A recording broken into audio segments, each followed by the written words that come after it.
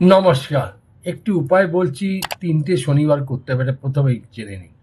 কি করতে হবে? ৭টি লাউয়ের বীজ, লাউয়ের বীজ যে লাউ হয় খাবার আমাদের, সেই লাউয়ের বীজ নিতে হবে। আর একটি পাতলা ধুতির কাপড় নিতে হবে। ধুতির একটা ছোট্ট কাপড়, সেটাকে কি করবেন, লাউয়ের বীজটাকে ওর মধ্যে ভালো করে পেঁচিয়ে সলতের মতন করে নেবেন। একটি মাটির প্রদীপ নেবেন, তাতে সর্ষের তেল দেবেন। সর্ষের তেল যখন জ্বালাবেন পশ্চিম দিকে মুখ রাখবেন। প্রদীপটি জ্বালিয়ে একটি মন্ত্র বলছি, সেটাকে আপনি ২৭ বার বলবেন।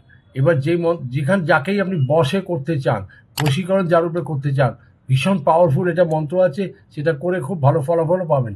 প্রথমে তার নাম নেবেন, নাম নিয়ে ওম বশ্যম কুরু কুরু স্বাহা বলবেন।